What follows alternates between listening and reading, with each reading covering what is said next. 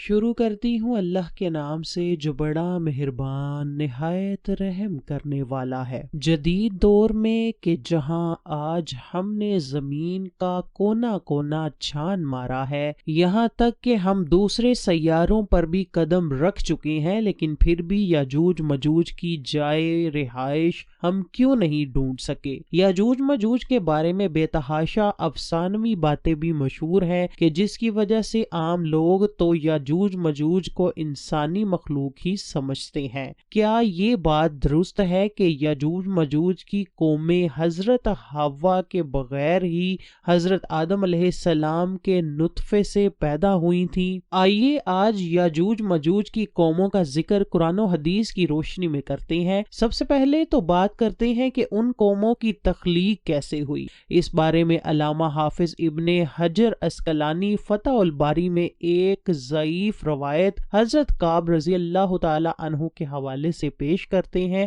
کہ یاجوج مجوج حضرت آدم کی اولاد میں سے ہیں کہ ایک دفعہ ان کا نطفہ زمین میں گھل مل گیا اور زمین میں پھر ان کی تخلیق ہوئی۔ مصنف اس روایت کو خود یہی کہہ کر جھٹلا دیتے ہیں کہ انبیاء علیہ السلام احتلام سے پاک ہوتے ہیں، اس لیے یہ ممکن نہیں ہے، اور ویسے بھی یہ ایک بہت ضعیف روایت ہے کہ جس کی سند صحیح نہیں۔ مختلف روایات اور تاریخی کتابوں سے جو ثابت ہوتا ہے وہ یہ کہ یاجوج مجوج دو قبیلے تھے جو کہ حضرت نوح علیہ السلام کے بیٹے یافس کی اولاد میں سے تھے۔ یاجوج اور ماجوج دو سردار تھے جنہوں نے ایک دوسرے کی بہنوں سے شادی کی اور قسم کھائی کہ وہ اب اپنے خون میں ملاوٹ نہیں کریں گے، اس لیے انہوں نے اپنے بیٹے بیٹیوں کی شادیاں بھی آپس میں کی۔ ان کی نسل بہت پروان چڑھی، کہا جاتا ہے کہ ان کی عورتیں ایک ہی حمل بیک وقت 4 بچے جنتی تھیں، جس کی وجہ سے ان کی نسل بہت زیادہ پھیل گئی۔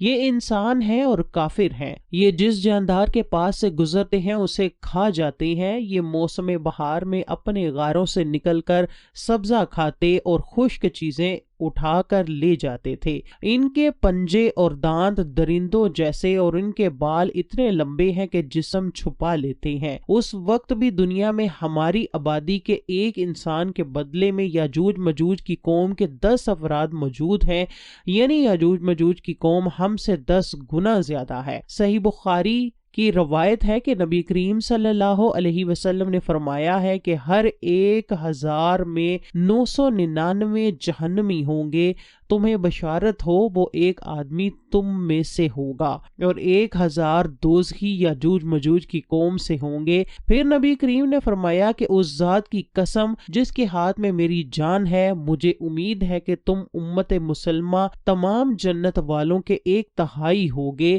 اس حدیث سے ہم اندازہ کر سکتے ہیں کہ یاجوج مجوج کی تعداد کتنی ہوگی۔ تاریخی شواہد سے معلوم ہوتا ہے کہ لوگ شمال مشرقی ایشیا میں زندگی بسر کرتے تھے اور اپنے وحشیانہ حملوں کے نتیجے میں ایشیا کے جنوبی اور مغربی علاقوں میں مصیبت برپا کرتے تھے۔ بعض تاریخ دانوں نے ان کی رہائش کے علاقے کو ماسکو اور توبلسے کے آس پاس بتلایا ہے، اور بعض کے خیال ہے کہ یاجوج مجوج کا شہر تبت اور چین سے بحیرہ منجمد شمالی تک اور مغرب میں ترغستان تک پھیلے ہوئے تھے۔ قیامت کے 10 عظیم نشانیوں میں سے ایک یاجوج مجوج کا ظہور بھی ہے۔ اللہ پاک قرآن مجید میں فرماتا ہے کہ یہاں تک کہ یاجوج اور مجوج کھول دیے جائیں گے اور وہ ہر بلندی سے دوڑتے ہوئے آئیں گے۔ یاجوج اور مجوج کا وجود ذوالقرنین کے عہد سے تعلق رکھتا ہے۔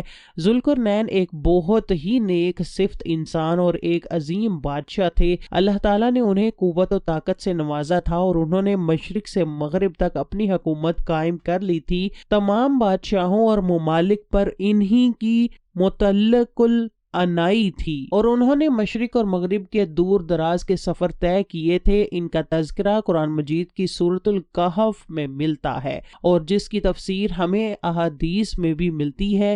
اسی زمانے میں یاجوج مجوج نے بھی قتل و غارت کا بازار گرم کر رکھا تھا اور ایسے وحشی تھے کہ انسان کو زندہ چیر پھاڑ دیتے تھے اور خون کی ندیاں بہانا ان کا معمول تھا۔ جب بھی کوئی علاقہ فتح کرتے تو وہاں موجود جوان لڑکیوں کا خون پی جاتے، جس جس سے وہ خود کو دوبارہ جوان محسوس کرتے۔ پھر جب حضرت ذوالقرنین فتوحات کرتے کرتے یاجوج ماجوج کے قریب پہنچتے ہیں تو وہاں کے لوگ ان سے شکایت کرتے ہیں کہ ہمیں کسی طرح اس ظالم قوم سے نجات دلائیں۔ اللہ پاک سورۃ الکہف میں فرماتا ہے، یہاں تک کہ جب دو دیواروں کے درمیان پہنچا، ان دونوں کے پرے اس نے ایک ایسی قوم پائی جو بات سمجھنے کے قریب بھی نہ تھی۔ انہوں نے کہا، اے ذوالقرنین، یجوج مجوج اس ملک میں بڑے بھاری افسادی ہیں، تو کیا ہم آپ کے لیے کچھ خرچ کا انتظام کر دیں، اس شرط پر کہ آپ ہمارے اور ان کے درمیان ایک دیوار بنا دیں۔ اس نے جواب دیا کہ میرے اختیار میں میرے پروردگار نے جو دے رکھا ہے وہی بہتر ہے، تم صرف قوت طاقت سے میری مدد کرو، میں تم میں اور ان میں مضبوط حجاب بنا دیتا ہوں، مجھے لوہے کی چادر لا دو۔ یہاں تک کہ جب ان دونوں پہاڑوں کے درمیان دیوار برابر کر دی تو حکم دیا کہ آگ تیز جلاؤ تاکہ وہ لوہے کی ان چادروں کو بالکل آگ کر دے، تو فرمایا میرے پاس لاؤ، اس پر پگھلا ہوا تانبا ڈال دو۔ پس تو ان میں اس دیوار کے اوپر چڑھنے کی طاقت تھی اور نہ ان میں کوئی سوراخ کر سکتے تھے۔ کہا، یہ صرف میرے رب کی مہربانی ہے، ہاں جب میرے رب کا وعدہ آئے گا تو اسے زمین بوس کر دے گا، بے شک میرے رب کا وعدہ سچا اور حق ہے۔ اب آپ یہ تو جان چکے ہیں کہ یاجوج ماجوج کو کس نے اور کیسے قید کیا ہے، لیکن سوال اب یہ ہے کہ وہ کب اور کیسے اس دیوار کو گرا کر باہر آئیں گے۔ اس بارے میں ابن ماجہ کی حدیث پیش کرتے ہیں، حضور صلی اللہ علیہ وسلم نے فرمایا، یاجوج ماجوج ہر روز دیوار کھودتے ہیں، یہاں تک کہ جب قریب ہوتا ہے کہ سورج کی روشنی ان کو دکھائی دے تو جو شخص ان کا سردار ہوتا ہے وہ کہتا ہے اب لوٹ چلو، باقی کل کھودیں گے۔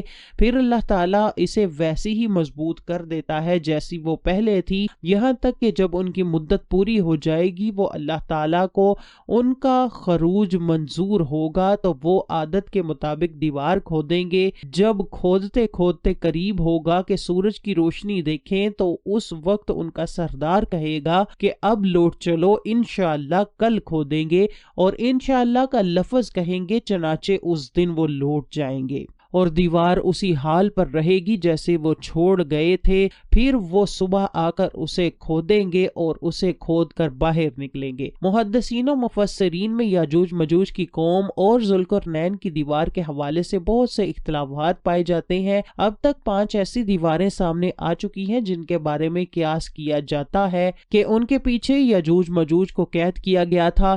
ان میں سے ایک دیوار چین بھی ہے، لیکن یہ عام مصالحے سے بنی ہوئی ہے۔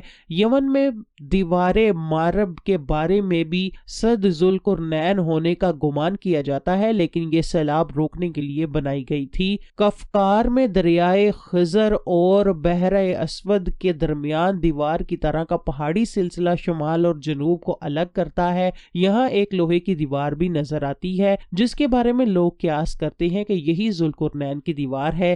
ایک صحابی نے رسول اللہ سے عرض کیا کہ میں نے اس دیوار کو دھاری دھار چادر کی طرح دیکھا ہے جس کی ایک دھاری سرخ ہے اور ایک کالی ہے۔ اس پر آپ صلی اللہ علیہ وسلم نے فرمایا، واقعی تم نے اس کو دیکھا ہے۔ باقی یہ دعویٰ کہ سائنس کی ترقی کی وجہ سے اب دنیا کا کوئی چپا چھپا نہیں بچا، یہ دعویٰ غلط اور بے دلیل ہے۔ جس دیوار کی اور جس قوم کی حق تعالیٰ نے خبر دی ہے وہ صحیح اور درست ہے اور اس پر ایمان لانا واجب ہے اور اس کی تصدیق فرض ہے، مگر ہم کو اس دیوار کا موقع اور محل معلوم نہیں۔ بلا شبہ عقلاً یہ ممکن ہے کہ ہمارے اور ان کے درمیان میں بڑے بڑے سمندر اور بڑے بڑے پہاڑ حائل ہوں۔ اب سوال یہ پیدا ہوتا ہے کہ پہلے دجال کا ظہور ہوگا یا پھر یاجوج ماجوج کا؟ حضور صلی اللہ علیہ وسلم فرماتے ہیں کہ جب دجال کا ظہور ہو جائے گا تو حضرت عیسیٰ ابن مریم دمشق کی مشرقی جانب سفید مینار پر زرد کپڑے پہنے ہوئے 2 فرشتوں کے بازو پر ہاتھ رکھے ہوئے اتریں گے۔ ان کی سانس کی بھاپ جس طرف جس کافر کو بھی پہنچے گی وہ ہلاک ہو جائے گا۔ حضرت عیسیٰ علیہ السلام دجال کو باب لد کے مقام پر قتل کر دیں گے، پھر اللہ پاک کے حکم سے حضرت عیسیٰ مومنین کو کوہ طور پر لے جائیں گے، کیونکہ اس وقت یاجوج مجوج کا ظہور ہوگا جن کو کبھی شکست نہ ہوئی ہے۔ یاجوج مجوج ہر بلندی سے پھیل جائیں گے۔ جب یاجوج مجوج ظاہر ہوں گے تو اتنی زیادہ تعداد میں ہوں گے کہ ان کا پہلا گروہ ہی بحیرہ تبریہ کا سارا پانی پی جائے گا، اور جب ان کا آخری گروہ بحیرہ تبریہ پہنچے گا تو گمان کرے گا کہ کبھی یہاں پانی ہوتا تھا۔ زمین کو فتح کرتے کرتے وہ بیت المقدس تک پہنچیں گے تو کہیں گے کہ ہم نے ساری دنیا فتح کر لی، اب آسمان کو بھی فتح کیا جائے۔ تو وہ آسمان پر تیر پھینکیں گے جو خون آلود ہو کر واپس آ جائیں گے، تو یاجوج مجوج کہیں گے کہ ہم نے آسمان بھی فتح کر لیا، دنیا میں قحط پڑ جائے گا کیونکہ وہ سارا پانی پی جائیں گے اور ساری فصلیں کھا جائیں گے۔ پھر حضرت عیسیٰ علیہ السلام اور ان کے ساتھی جو کہ کوہ طور پر محصور ہوں گے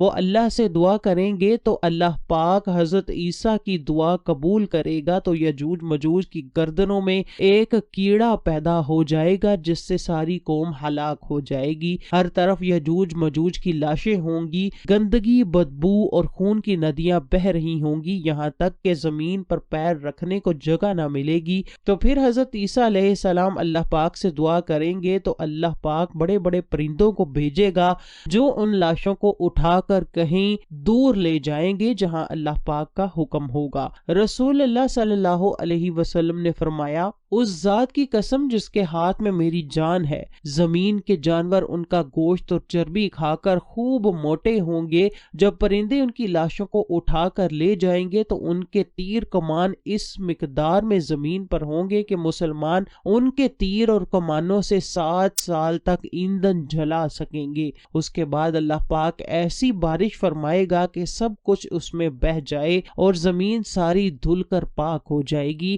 پھر زمین پر ایسے پھل اگیں گے کہ ایک انار ایک جماعت کے لیے کافی ہو جائے گا، دودھ میں ایسی برکت ہوگی کہ ایک اونٹنی کا دودھ ایک بڑی جماعت کے لیے کافی ہوگا، ایک بکری کا دودھ ایک گھرانے کے لیے کافی ہوگا۔ پھر کئی سال تک لوگ ایسے ہی رہیں گے، پھر اللہ پاک ایک ٹھنڈی ہوا بھیجے گا جو سارے مومنین کی جانیں لے لے گی اور باقی لوگ گدھوں کی طرح کھلے عام زنا کریں گے، ظلم زیادتی پھیل جائے گی، پھر انہی لوگوں پر قیامت